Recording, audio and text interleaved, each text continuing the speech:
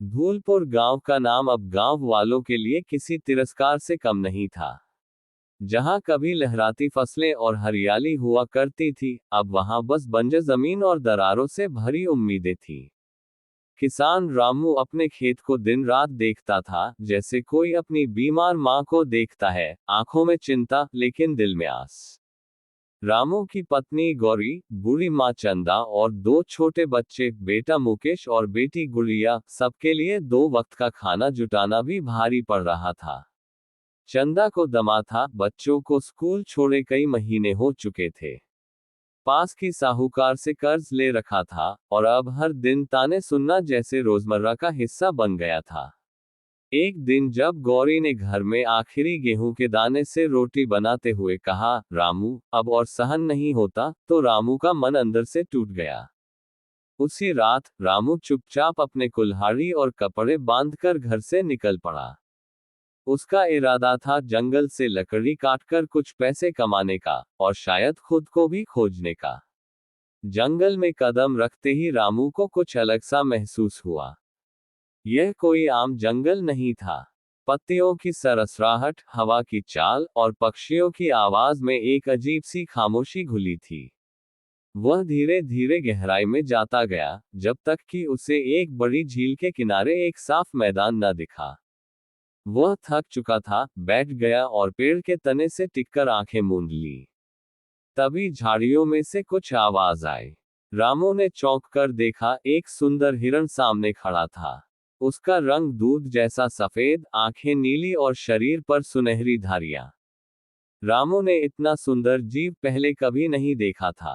पर चौंकाने वाली बात यह थी कि वह हिरण धीरे धीरे रामू के पास आया और बिना डरे उसकी ओर देखने लगा। तुम डरो मत, मैं तुम्हारा दुश्मन नहीं हूं, रामू ने धीमे से कहा। हिरण कुछ क्षण देखता रहा, फिर पीछे मुड़ा और झील की ओर चल पड़ा। पर बीच बीच में रुककर रामू को देखता रहा, जैसे कह रहा हो, आओ मेरे साथ। रामू जैसे किसी सम्मोहन में बंधा हुआ, हिरण के पीछे पीछे चलने लगा। वे झील के पार एक चट्टान के पास पहुंचे, जहां हवा और भी ठंडी और शांत थी। तभी वह हिरण मुड़ा, उसकी आंखों से सीधी नजर रामू की आंखों में पड़ी और वह बोला, तुमने मुझे नहीं मारा, इसलिए मैं तुम्हें एक मौका देता हूं। रामू की आंखें फटी की फटी रह गईं। क्या तुम बोल सकते हो? मैं सिर्फ उसी से बोलता हूं जिसके हृदय में लोभ नहीं, केवल दया हो, हिरण बोला। तुम्हारी कठिनाई मैंने देखी है, पर मैं तुम्हें सीधा धन नहीं दूंगा। मैं तुम्हें एक रास्ता दिखाऊंगा। यह तुम्हारी परीक्षा होगी। रामू कुछ समझ नहीं पाया। वह बस चुपचाप सुनता रहा। झील के दूसरी ओर एक गुफा है।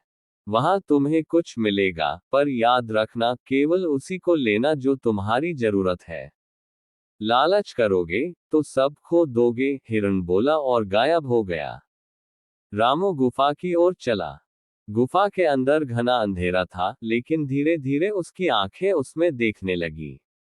अंदर एक छोटा सा दिया जल रहा था, और पास में रखे थे कुछ मिट्टी के बर्तन, जिनमें चावल, गेहूं और एक मटका जिसमें सोने जैसे चमकते सिक्के थे। रामू की आंखें भर आईं। उसने हाथ बढ़ाया और सबसे पहले एक चावल का कटोरा उठाया, फिर थोड़े गेहूं, और जब वह मटके की ओर बढ़ा, तो उसे हिरण की आवाज याद आई, जरूरत भर ही लेना।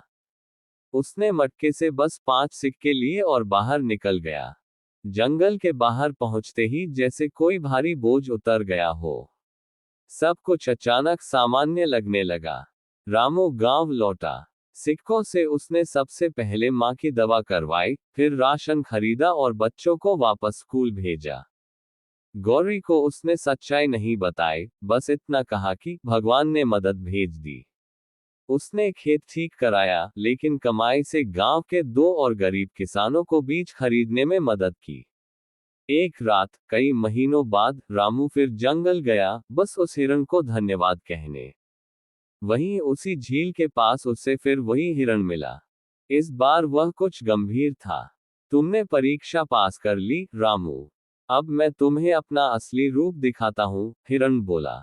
अगले ही पल एक तेज रोशनी हुई, और हिरण का शरीर बदलकर एक वृद्ध ऋषि में बदल गया। उनका चेहरा तेजस्वी था और उनकी आंखों में करुणा की चमक। मैं ऋषि वत्स हूँ। वर्षों से इस जंगल में तपस्या कर रहा हूँ। मैं केवल उसी की सहायता करता हूँ जो सही पथ पर चलता है। तुम वह व्यक्ति हो। रामू ने उनके चरण छुए।